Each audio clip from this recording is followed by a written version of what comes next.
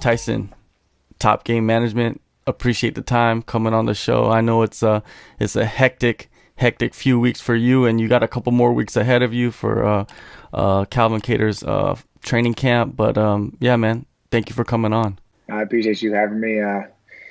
It's good. Any distraction is a good distraction right now. So I hope you guys are doing good, you and your family. You know, we're plugging away over here.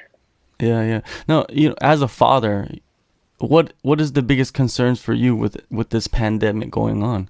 So honestly, it hasn't been like so much about like, oh, keep the kids safe. It's more about like keep them occupied. It's not.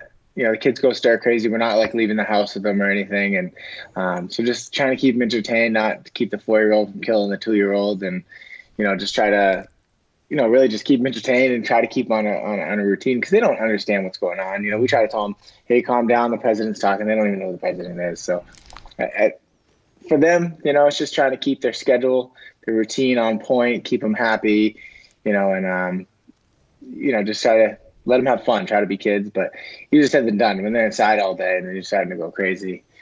Yeah, it's not so much of like a health concern right now because they're in the house, they're not doing anything, but it'd be different if they were older and they were doing their own thing. I feel bad for people who have older kids and maybe they were off to college or living in another city, you're just constantly worried about them. But, fortunately we're not in that position right now. Yeah, no doubt. Myself also, my kid has been in the house for the past month, and it's just I don't even know what's going through her head. You know what I mean? Yeah, it ends up being they go stir crazy. You just got to kind of deal with them. But at least they're healthy. No one's showing any signs of being sick or anything like that. So we're in a much better position than some people. Speaking of kids, I saw on your stories, man, you've been updating everybody about getting the cord cut recently, and my wife has been telling me to do that for like the past year or two, and I'm just been delaying it. How, tell us about that. How has that impacted your daily life? It's tough, man. You get a vasectomy, everybody tells you, oh yeah, I've had friends that have like, oh, it's nothing, it's awesome. They have this utopian view of getting your getting fixed, and I'm like, yeah, I'm just gonna be sitting on the couch for 3 or 4 days. It's just icing and watching sports. NCAA tournament, all this stuff. It's, then I get it, and just the world ends. There's no sports. There's, my kids are running around stomping on my nuts every day, and it has not been enjoyable. And plus, I haven't been able to stop. I had it on 2 weeks ago today. I had it, and then 2 days later, I had to be at Mohegan Sun, running around the casino, like probably not resting as much as I should be, but trying to ice in between, and so maybe that has something to do with it. And then I don't know, I just keep getting like phantom pains, and then next thing you know, I'm trying to do this, and Calvin's in camp. I'm trying to like do as much as I can, but not get hurt. And I'm probably just a huge pussy, but it has not been enjoyable. So I would advise every guy I know, you're probably better off just being abstinent than getting this done. Well, you got so much going on at one time. I'm pretty sure that kind of magnifies every other thing that you're doing. So, and then personal pain, on top of it, and mental pain too, right? Mental scars you mentally probably a little bit. Yeah, just try to avoid that. If they have, don't. I would never recommend anybody to do it. Just abstinence is key, I guess. Mohegan Sun, Bellator 241. Two of you guys were supposed to fight, Justin Sumter and Nate Andrews. They go there, they make weight. The event is canceled, I think around 6 hours before the show even was supposed to start. Yep. The most nerve-wracking fight week ever for you? No, I'd say probably the second. Like the first one, I was remember back when Hyon was going to have an event in Fayetteville, North Carolina, maybe it was. Rick Hahn was supposed to fight on that card, and I was one of his teammates, so I was going out there to help him warm up and corner him. And like an hour before the first fight, they canceled the whole show because Don King still had Mayorga under some sort of management contract or promotional contract. So he had a court come into session on a Saturday down in Florida, file an injunction to stop the guy from fighting. So when that passed, we're getting in the locker room, getting taped up, and they canceled the whole show right there. So that was probably the whole week you knew it could happen. They're like, oh, there's this court case Saturday, we should fight. But that was probably the most stressful one that I had been part of up till now, and I guess this one would be a close second because we never really thought it was going to get canceled. We thought like Bellator and the Mohegan Sun Commission, they were pretty confident we were going forward with the show. They're like, hey, we might not do fans, but that could happen. But as of right now, everything's normal. But maybe we won't let fans in. We'll see how it goes. And then all of a sudden, I think it was like 1:15 on Friday. We were supposed to check in at 4:30. We got the call that the show was canceled. And I was like in the elevator with someone from Bellator. I'm like, hey, are you hearing that the show's canceled? Because some of the media started to text me to ask if I knew. And I asked him, and he's like, no, it's still on. And then one of his colleagues called him, and he's like, no, it's definitely still on. This person says it is. And then like 2 minutes later, we found out it wasn't on. So, yeah, I mean, it's stressful. I think there's probably something going on that we didn't know about. I heard rumors afterwards that maybe one of the staff at the venue had shown signs of being sick, so they don't want to expose everybody to it. So I figured it was something like that, but you just never really know. Yeah, if there was somebody like that did show signs, of course they have to cancel the whole event, because I'm pretty sure at that moment they could have probably did the show without the fans. But if you have an employee, sick, come on, you gotta shut the show down. Yeah, that's what I said. The day that it happened, everyone's like, "Oh, it doesn't make sense. Why would they do that?" And I'm like, "There's clearly something going on that we don't know about, and they're erring on the side of caution, which is what they should be doing." Because I mean, how mad would people have gotten after if they had let us fight, and then it came out that something like that had been going on, and they still let us fight anyway? Then we'd be talking crap. So I think they did the right thing, and they paid the guys the show and the win money, so. No one took a hit financially on any of it. So it was a win. Obviously not a win-win because they didn't get to fight, but they made the best out of a really bad situation. Yeah, I'm pretty sure getting paid put a smile on a lot of people's faces, man. Especially they could have just postponed it, you know what I mean, and said, hey, we're going to postpone it. We're not going to pay you guys, but you guys are going to fight in the future. That could be devastating for a lot of these guys because a lot of these guys are not getting paid that much to fight, right? And they probably invested a lot of money into their camps. Yeah, you go through a whole camp. I mean, both those guys get kids. They get bills to pay. They get significant others they get, helping take care of. And, when you sacrifice a lot for those, 6-8 weeks, and then the payday doesn't come, whether it's a lot of money or a little money, it makes an impact on you financially. I mean, you're seeing right now what the economy's going through with people now not working for 1 or 2 weeks, and people seeing how big of an impact it has. Now, these fighters, they get the same thing. It's unfortunate, but when you work for 2 months for something and then don't get paid, it does have an impact on you. And a lot of times we don't have any recourse, and there's really not much we can say about it. But fortunately, this time Bellator, they did the right thing, and they really stepped up and showed how to take care of the fighters. So we're really happy about that. Now you move on, UFC 249, you got your guy, Calvin Kattar, taking on Jeremy Stephens. Have you heard anything from the UFC? Of course, just like minutes ago, something was put up that Dana White does have a location. He's not going to reveal the location, but it will be a closed-door event. I'm thinking it could be in Dagestan or Russia since Khabib is already there. What do you think? We've heard nothing officially from the UFC, and I'm not bothering them either because at the end of the day, there's probably so many people reaching out to the UFC wanting answers. And the reality is, like, I'm sure they're going to let us know once they know something firm. And, so bothering them, I don't think it's going to really do that much. But we haven't had any correspondence from them giving us updates as to where we're going to be on the card. We hear these rumors that, either it's going to be the main event only, which I don't know if that's true, or the main card only, or not the undercard. Or we're waiting till this meeting on the 25th at the Nevada State Athletic Commission, but I heard that just got canceled. So there's a lot of rumors going on out there, and it's easy to get wrapped up in it and start thinking and what if. But at the end of the day, like, all we know right now is that on April 18th or on April 17th, Calvin has to weigh in at 146 or less and needs to be in the best shape of his life to fight the hardest fight of his life. And that's the only thing we can control, whether it happens in Dagestan, Dubai, Vegas, the Apex, wherever, Brooklyn, regardless of where it happens, we have not been told we're not fighting. So we're still training as if. The training as if is the hard part because everything's getting shut down. All the gyms are getting shut down. Tomorrow, Massachusetts are doing, it's not a stay-at-home order. Like, you don't technically have to. Actually, we don't even really understand what the lockdown is because they're non-essential employees are not supposed to work anymore. So we don't know. We're gonna try to train in the morning and see if they kick us out. See if the police come and make us leave. But so that'll be another hurdle that we might have to step over. But I mean, all we can control right now is Calvin making weight and being in shape. I mean, that's at the end of the day, all the rest is just rumors and white noise and something that we have no influence or control over. So yeah, it must have been the most unique training camp of your career and his career. You started off as a regular training camp, and then now you have had to make these adjustments. Like, what are the adjustments? What are you doing more now that you weren't doing before? And what can you not do?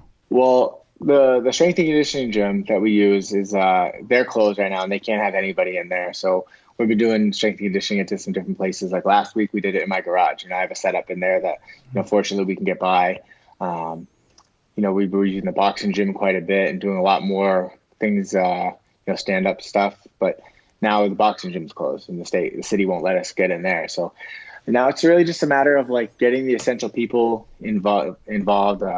The main training partners that we need to give certain looks, and then a lot of drilling. So not much in terms of what we're doing. It's just like how we're doing it and where we're doing it.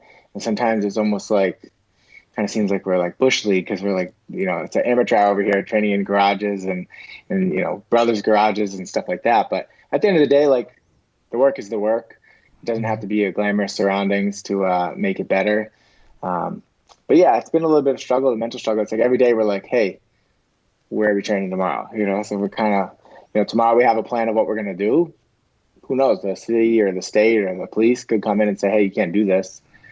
And then we have to pivot and do something else. So the backup option has been my worst comes to worst, and they keep shutting down Mass. New Hampshire is where I live. It's just north of Massachusetts. I told Calvin he can just stay in our spare room and finish camp here, and we'll train in my garage, and we'll have another training partner stay here with us, and we'll make sure we get the work in. So where there's a will, there's a way. I guess we could either sit around and complain about why it's not working, or we could put our heads together and figure out a way to make it work. Definitely. Now, during this camp, you took a trip out to Bazooka Joe's in Toronto. I watched the film. Calvin got to work with Joe Valtellini. How was that experience? It was awesome, man. Anytime you go to new gyms, especially, taking my manager hat off and putting my coach hat on, like when you go to other gyms, like my concern is always going to be like, all right, are they going to try to hurt us? Or is it going to be safe training? Are they going to try to put on this fake facade of what their gym really is to try to impress us, or like prove that they're better than us? And then he ends up getting hurt that way. But it couldn't have been anything further than that. They welcomed us with open arms. Got a lot of training with Joe. Like he was doing mitts with Joe. Right when I got there, Joe starts talking to me about, so I was watching Calvin's fights and I've noticed this. And then, I showed him the game plan that we have for Jeremy. He read the whole thing. And the next day he came in with some ideas. And then the jiu-jitsu coach there was like, hey, I looked over your guys' game plan. I think there's a couple of things that I think I could add. So it was just really it was overwhelming with kindness. And then in terms of the skill set they have up there for training partners, second to none, from a stand-up standpoint. Awesome dudes, a lot of them Calvin size, super safe, really smooth, showed us a lot of stuff, gave us really safe training. And then obviously Joe's just a quality dude and a quality coach. He was a great fighter, but he's a good coach too. And, he seems to really have a passion for trying to coach MMA fighters. And I think he's, he has a niche there. He's just hasn't quite got the crop of guys in the UFC yet. But dude, we'll be going up there every camp, I'm sure. Once Rob's healthy, he's going to go up there with us. And, I think his style and his his mannerisms and his work ethic that he has, along with his skill set and his knowledge and his desire to get involved, I think is going to be a great fit for the cartel. And I think it'll be a really good partnership moving forward. Yeah, definitely. Joe he's a legend, man, of kickboxing. So anything he has, especially where he could kind of fit in where he belongs, you know what I mean? Like some guys will come in and try to take over certain aspects, but it seems like he kind of, I saw the interview that he was just like, okay, I saw these parts of what he needs to fix, and I'm just gonna work on those aspects and move on, you know what I mean? And that's good to have someone like that. Yeah, but we need him to take it a notch down on the interviews. because he was making me and Calvin look really bad. Like that, our camera guy was like, Joe was so much easier to interview than you guys. He's so much better on the camera. And we're like, well, no crap, that's what he does for work. But so we got to talk to Joe a little bit about making us look bad. Like you have a long roster, you know what I mean, of guys at Top Game. You talk to the fighters, what is the effect on them with this coronavirus and the lockdown and stuff like that going on? Everybody's in the kind of the same position. Like nobody seems like super mad. I mean, no one can be mad. I had 5 fighters scheduled to fight for CES on April 24th. 5 of the 6 main cards were mine. Some of them were big fights. I had 2 ex-UFC guys making their first fight post-UFC, Andre Soukhamthath and Kyle Bochniak. And then I had Dennis Paiva fighting Arnett, who's from the UFC. So that was a big fight there too. And, everybody had big fights, and they were like big fights that could open up doors for either getting back in the UFC or, maybe getting a nod in the Contender Series type thing. No one was really that mad. I think a lot of them kind of expected it. But now I think they're all going a little bit crazy just because they're so used to training a lot. And now they're kind of like, the hell do I do? Now all of a sudden you see all these little challenges all over Instagram of, do 100 push-ups or pick up your spouse and do some, squats or something like that. I think they're just bored, These people were made to work out and learn and keep, honing their skill set. And right now they don't really have the opportunity, so I think they're going a little stir crazy. I feel like this would be the perfect time to do film study on, like, look at the top 15 and just watch film. Of course you got to get your workout in, but you could just study guys all day, every day since you're stuck in the house, right? Yeah, I think a lot of them, a lot of the talented fighters, especially some of my prospects, like I know they watch a lot of videos because they're always sending me like little video clips. They're like, oh, look at this fight. Or you'll see on their Instagram stories, they're like watching Fight Pass. So they'll go through and watch all like Demetrius Johnson's fights and then start looking at things. And, then they'll start asking us questions. Oh, I saw this the other day. Like, what do you think of that? And so I think a lot of them do that regularly anyway, but I agree. I mean, it's not going to make you worse. If you start, benchmarking a little bit and see what the top guys are doing, what they're good at. And you can definitely learn from that. All right, going back to the Jeremy Stephens fight, Like, I feel like this matchup is in many ways catered to each of the fighters. The styles clash very well. It's almost like it's totally different from the Zabit fight. Do you feel that way? Yeah, I mean, from like a coaching standpoint, it's a much easier fight to prepare for than the Zabit fight because Zabit can beat you so many different ways, and he's got like just a frame that you can't coach, like he's long and he's gangly and, he's got like some unique takedowns that people haven't seen before. He's got that like outside chip that he does. And, he's obviously unorthodox with all the spinning stuff. So there's just a lot of things that he can do that you have to prepare for. Whereas Jamie Stephens is like, kid's an OG. He always shows up, he can fight technical if he wanted to, but that's just not his style. He wants to come and he wants to like knock you out. And, he carries power into the 3rd round. So that's really the thing that you're like preparing for. It's like, okay, like we need to make sure we avoid X, Y, and Z. And if we want to do that, we have to do A, B, and C. And just having an idea of like how to play in the sandbox in areas that allow us to do damage without feeling that power, And so I guess you could say it's a easier fight to prepare for because he doesn't have as a wide range of weapons that come from nowhere. He's kind of brings the same stuff most fights. You kind of know what you're getting, but now it's our job to stop it.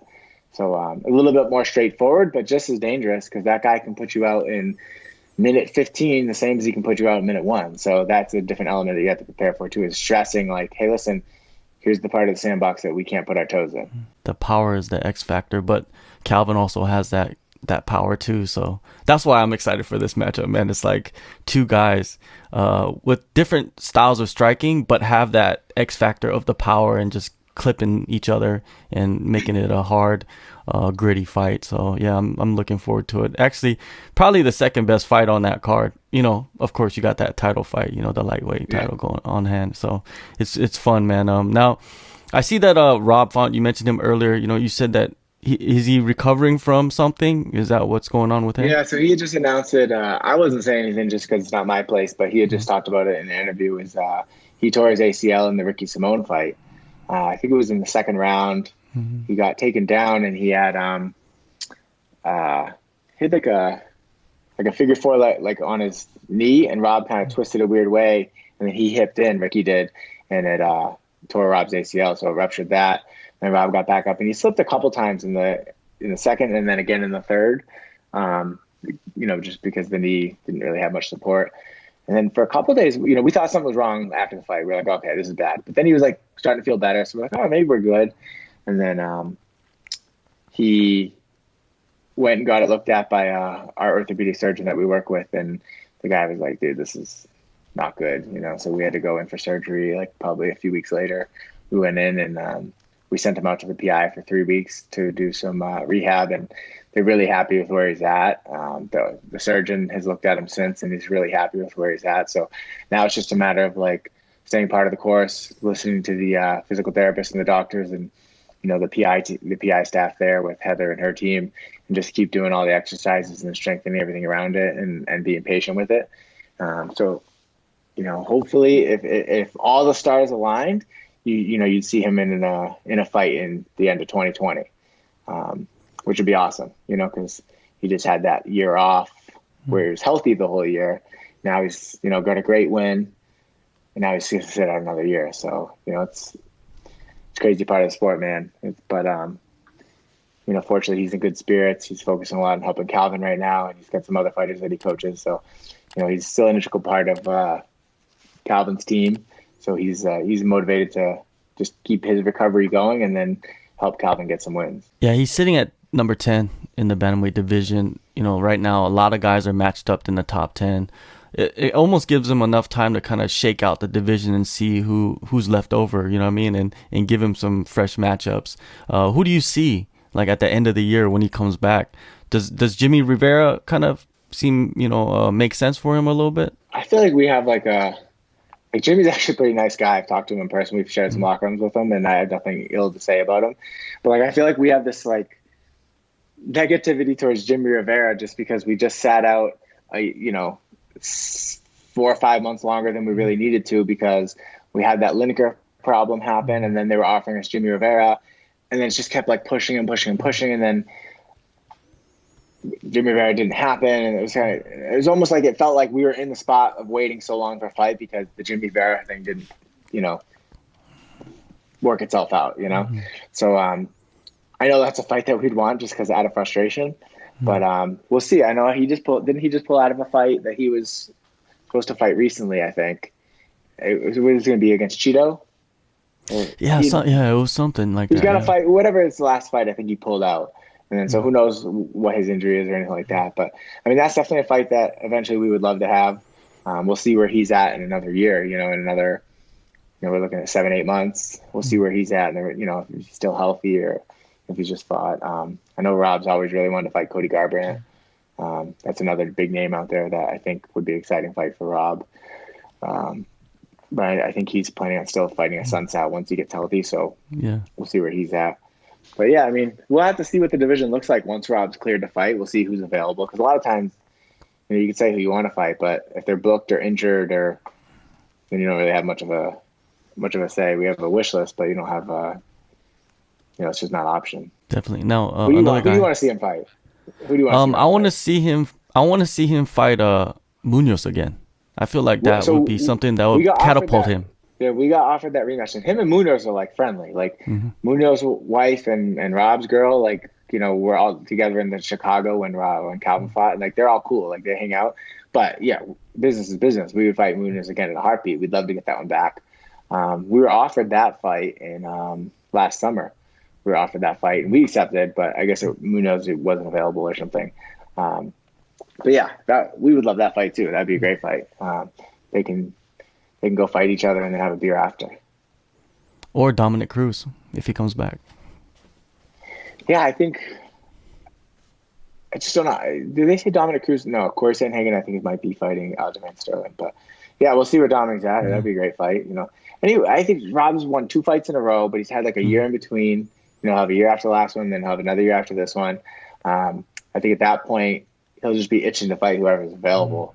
But, he's shown that he can win those big fights. He just strung 2 together. Ricky Simone was, 2 years ago, that would have been like a nightmare matchup for Rob because of the wrestling. And then, he really filled that hole in the boat and worked on his wrestling. And he showed that, like, okay, he got taken down, but he couldn't hold him down. He actually took Ricky down too. And, he controlled pretty much that whole fight. And then he went with Sergio Pettis, a year before that, and put on a jab and wrestling clinic. So, right now there's not too many matchups that we're concerned about. Now it's just a matter of like, what's our path to climbing the ladder? And, because Rob can be a bantamweight world champion. We know that. He just has to go out and win those big fights. Now, another guy, on the roster, Andre Soukhamthath, he was released by the UFC. He moved all the way across the country. Were there, before you guys signed to CES, were there talks with, other organizations to get Andre on? Or did Andre want to go back to his roots, basically, and fight for CES? So Andre's always liked fighting for CES. They've always taken care of him. They've always been really good to him. He was living out, so he lived in Florida, and then he relocated to Seattle for a little bit, and then for whatever reason he ended up moving back home to Rhode Island. So after we took the CS fight is when he moved back home to Rhode Island, and then obviously the fight got canceled. But we had talked to Bellator, and they had actually had sent us a contract to fight on that 241 card, but then with the move coming and everything that was going down, it didn't make sense to fight that soon. So we thought it'd make sense to fight more in late April. So we declined that offer, and then we waited for the CES card. So if it wasn't going to be the UFC, Bellator, or ONE FC, then Andre was I'm fighting for CES, because that's that was his home pre-UFC. So he wanted to come back to them if it wasn't another major organization. So is of course those are the three main, but in Andre's mind, is it I need to work myself back up and get to the UFC again, or is he comfortable just fighting wherever he's going to fight? I think it's a little bit of both. He would love to fight for a major organization, but obviously he would love to go back to the UFC if that was an option. So I think right now our focus is let's get back and let's get 2 wins and see where that puts us. Because obviously the landscape changes drastically, month over month, as you see. Sometimes you hear they're not signing new guys for 6 months, and then 2 weeks later they sign 3 guys for the same card that have never fought in the UFC. So just a matter of getting back in the cage, getting a couple wins, and then seeing where the cards fall at that point and see who's looking for what. So obviously I think he's shown that he's a top talent, in that he easily could have. The only fight that he broke his finger in his last fight in China. He broke his finger right in the first round. It was dislocated the whole fight. So that's kind of a weird fight. Montel Jackson beat him. He admits that Montel Jackson won. But then his other losses that he had, they were all split decisions, and they were more when you go back and watch the video, and me and Andre talked about this, there was the other kid didn't win, Andre lost. It was just mental mistakes that he was making, and the Sean O'Malley fight, all he had to do was let the kid up. He probably wins that fight. And the Alejandro Perez fight, he loses by split decision in Mexico City, but knocks him down 3 times with jabs, but never capitalized on it. So it was just, and then his debut against Morales is winning the fight, and then goes for a takedown in the 3rd round and loses a really close decision. So I think, there's a couple of different decisions there, and he's sitting at, probably only 1 loss in the UFC. So, but that's MMA, so I think we just get him back to his home in CES in Rhode Island in front of a ton of fans, and then get him a couple wins and see where we're at. Bantamweight, I feel like bantamweight is the most stacked across all the promotions. If you look at even Ryzen and one championship, and of course the UFC, and Bellator is building their bantamweight division also. It's an exciting time to actually be a bantamweight more than any other division, I feel. Yeah, no, it's an exciting division. I think it'd be interesting to see Pettis climb in Bellator now at 35, and then that'll give Rob confidence. It'd be cool. Pettis goes, he's a nice kid. Go over there, win that belt, and then Rob can say he's the Bellator bantamweight champion too. So. Definitely. All right, Tyson, man, appreciate the time, man. It's always good chopping it up with you and catching up and seeing what you're up to. Hopefully, the event UFC 249 goes down no matter where it is. I know you guys are ready to get on a plane and get there, and